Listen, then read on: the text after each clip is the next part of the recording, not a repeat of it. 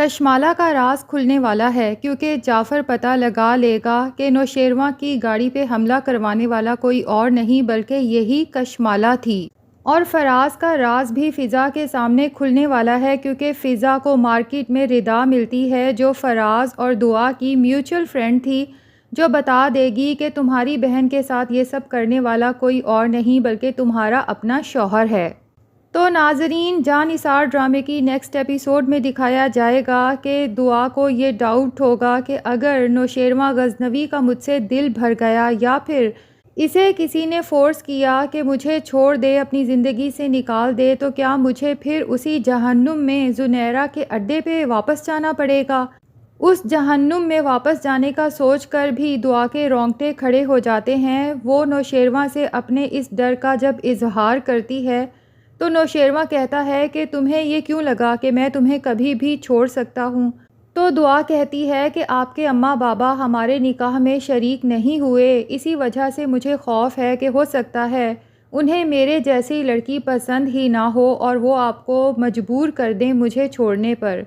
لیکن نوشیروان اسے یقین دلانے کے لیے کہ نہ تو میں تمہیں کبھی چھوڑوں گا، نہ ہی تم کبھی بے سہارا ہوگی اور نہ ہی کوئی تمہیں اس گھر سے نکالے گا، اپنا محل نما گھر دعا کے نام کر دیتا ہے۔ دعا تو حیران رہ جاتی ہے کہ اتنا بڑا گھر اتنے آرام سے نوشیروان نے میرے نام کر دیا۔ اب اسے نوشیروان کی محبت پر یقین آنا شروع ہو جائے گا۔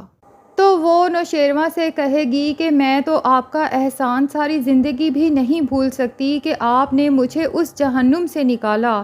جہاں جانے انجانے میں شاید میں خود ہی چلی گئی تھی اور مجھے بالکل امید نہیں تھی کہ وہاں سے میں کبھی نکل بھی سکتی ہوں۔ اور یہ کہتے ہوئے کہ آپ نے مجھ پہ بہت احسان کیا ہے، نوشیروان کو گلے سے لگا لیتی ہے اور کہتی ہے کہ آپ کا یہ احسان ہی میری جان پہ بہت ہے، آپ کو یہ گھر میرے نام کرنے کی کوئی ضرورت نہیں تھی۔ نوشیروان دعا سے کہتا ہے کہ تمہیں کیا پتا کہ تم میرے لیے کیا ہو، تمہاری وجہ سے تو میں نے پھر سے جینا اور خوش رہنا سیکھا ہے۔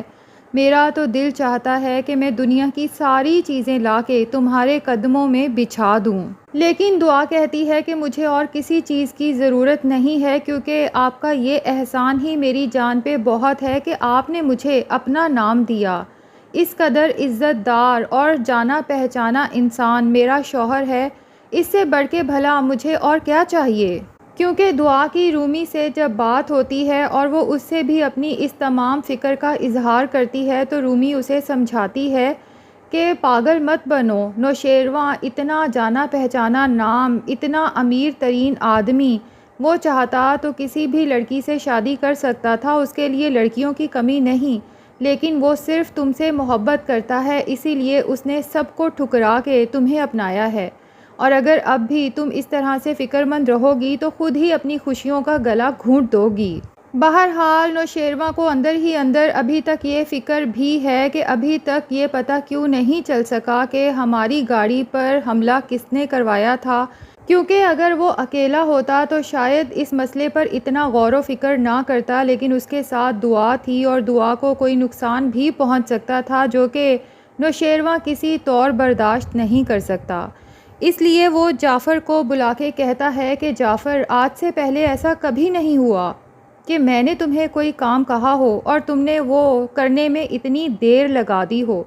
آخر تم نے ابھی تک پتہ کیوں نہیں کروایا کہ وہ حملہ کس نے کروایا ہے؟ نوشیروان کو جعفر پہ شک ہوتا ہے کہ یقیناً اسے پتہ چل چکا ہے کہ حملہ آور کون ہے، لیکن جعفر مجھ سے کچھ چھپانے کی کوشش کر رہا ہے اور یہ بات نوشیروان کو بالکل پسند نہیں کہ اس کا اتنا وفادار ملازم اس سے باتیں چھپائے۔ جعفر سر جھکائے کھڑا رہتا ہے اور کشمکش میں ہوتا ہے کہ میں کس طرح سے نام بتاؤں، جبکہ نوشیروان کو 100% یقین ہے کہ جعفر کو پتہ ہے، اسی لیے وہ جعفر سے سختی سے پوچھتا ہے کہ نام؟ تو جعفر سر اٹھا کے کہتا ہے کہ سائیں، نام تو میں آپ کو بتا دوں لیکن ٹکراؤ کا ڈر ہے۔ یہ سن کے تو نوشیروان کو مزید غصہ آ جاتا ہے کہ جعفر مجھے سیدھی طرح سے نام کیوں نہیں بتا رہا، پہیلیاں کیوں بجھوا رہا ہے؟ اس لیے وہ غصے سے کہتا ہے کہ جعفر، میں نے تم سے پوچھا نام۔ تو جعفر ڈرتے ڈرتے بتا دیتا ہے کہ سائیں، یہ حملہ کشمالہ بی بی نے کروایا ہے۔ یہ سنتے ہی نوشیروان کے تو احسان خطا ہو جاتے ہیں، اس کا تو بس نہیں چلتا کہ اڑ کے کشمالہ کے پاس پہنچ جائے اور اپنے ہاتھوں سے اس کا گلا دبا دے۔ نوشیروان فوراً وہاں سے نکلتا ہے، اپنے ڈرا سے ریوالور لیتا ہے اور حویلی کے لیے نکل پڑتا ہے۔ اب دوسری طرف کشمالہ اپنی ملازمہ کے بہکاوے میں آ کر نوشیروان اور دعا کی زندگی میں زہر گھولنے کی کوشش کرتی ہے، کیونکہ اس کی ملازمہ نے کہا ہے کہ رونے سے آپ کو کیا ملے گا، آپ اس کی سیکنڈ وائف کو بتائیں کہ آپ کی کیا اہمیت ہے اور اسے یہ احساس دلائیں کہ آپ کے اور نوشیروان کے درمیان میں تو سب کچھ بہت اچھا چل رہا ہے اور آپ نوشیروان غزنوی کی خاندانی بیوی ہیں جسے بابا سائیں اماں سائیں خود اپنے ہاتھوں سے بیاہ کر لائے ہیں، جبکہ دعا ایک غیر خاندانی بیوی ہے اور آپ جب چاہیں اسے اس کے پرانے ٹھکانے پر واپس بھیج سکتی ہیں۔ کشمالہ کو یہ پلان بہت کارآمد لگتا ہے تو وہ فوراً دعا کو فون کھڑکا دیتی ہے اور اسے کہتی ہے تم وہی ہو نا جس نے پہلے بھی نوشیروان غزنوی کا فون اٹینڈ کیا تھا؟